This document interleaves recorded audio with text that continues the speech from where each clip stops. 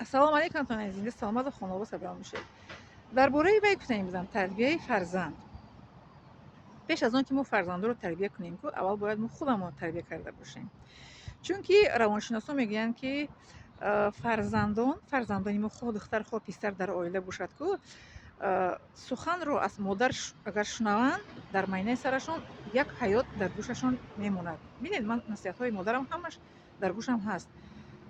суханро аз модар чи писар чи духтар мегирад, шунида аз худ мекунад, суханони модарро шунида, яъне ки аз модар суханашро қабул мекунаду ва сухани модар чӣ кор мекунад, аҳамият метиҳаду ва сухани модарро дар амал ҷорӣ мекунад, яъне ки модар чӣ ки гуфт гапи модарро мегирад.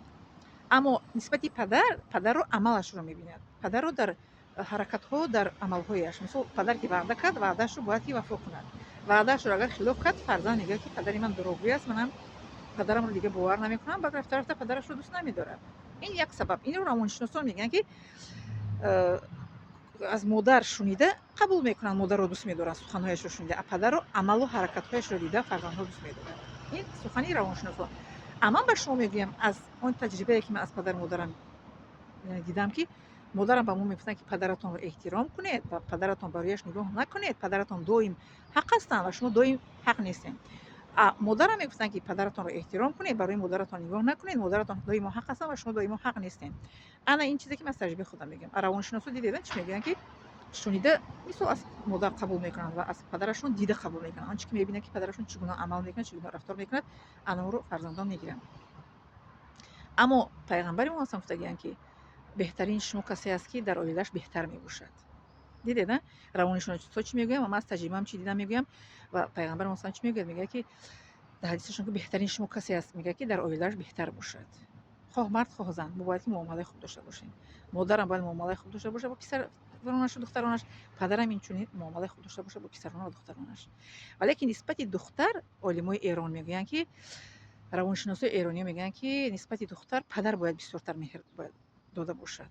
моро падарам аз кор меомад, ману хоҳарамро дар болои китфаш гирифта бозӣ медоронду моро чӣ мекард, дӯстдорӣ мекард. Падар бояд ки зиёдтар меҳрро ба духтар дода бошад нисбати модар, нисбати духтар. бале барои он ки вақте ки духтар бо пуррагӣ меҳрро аз падар мегирад, ман аз таҷрибаи худам мегӯям, вақте ки ман аз падарам ки меҳрро гирифтам, аз бародарон, инчунин бародаронам бо инҷа илова мешавад, падар ва бародарон.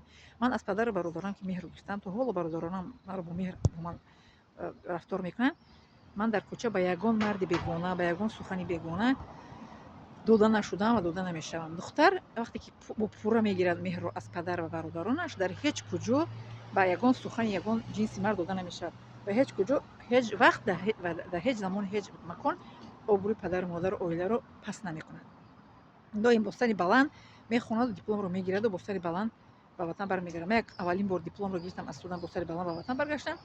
бо дуюм диплом дар тоҷикистон гирифтам, сеюм дипломро аз Россия гирифтам, бо сари баланд баргаштам. маро дар фурудгоҳи Душанбе ҷиёнҳоям хеш таворам, бо гулу гулдаста пешвоз гирифтанд. ин гуна мешавад духтаре ки меҳри падарро бо пурра гирифта бошад. ман аз падарам меҳрро бо пурра гирифтам, аз бародаронам инчунин. то ҳоло маро бародаронам номамро шикаста намегиранд. Фирӯзахон мегӯянд доим маро. бале ман номам Фирӯза аст, лекин маро Фирӯзахон, хоҳари Акаш, бисёр духтари боақл ҳастӣ, мароам хеле вай мекунанд. суханҳои хуб бо ман рафтор мекунанд.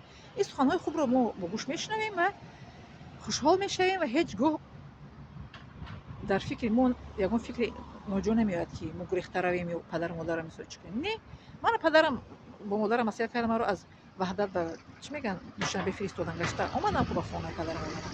бародарамро хабар гирифтам, омадам. не гурехта нарафтам ки ягон ҷо. маро ба назди падару модарам таом медод ки бурда падарат де бурда медодам, гашта меомадам ку баромада ҳар куҷо намерафтам ку. барои он ки барои ман меҳри хона чӣ мекард, нигоҳ медорад. меҳре ки аз хона метиҳам ку нигоҳ медорад.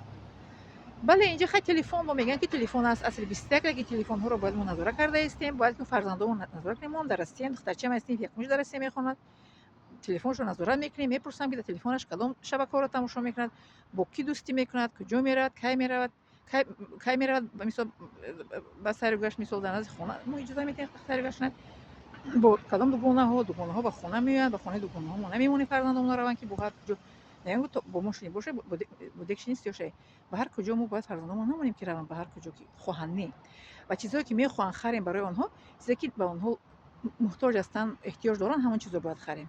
هر چیزایی که مثلا میخواهد نه خریم. نمیگم که دختر جان بچه جان این چی به تو لازم است میخرم، چیزی که لازم نیست من نمیخرم.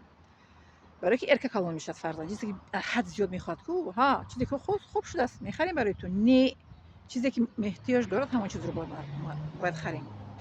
برای که فرزند همه چی معیاری معین دارد. بله. خب همین چیزا رو خواستم به شما بگم دوستان عزیز. احتیاط کنید فرزندانتون رو، مهر و محبت رو پدران محترم و برادران محترم به دختراتون و خواهراتون اپاتون تین، تا اینکه در آینده چی میگن نامبردار عائلتون باشن و نامبردار ملت و خلق وطن و ملت تاجیکستان و مسلمان باید باشن ان شاء الله.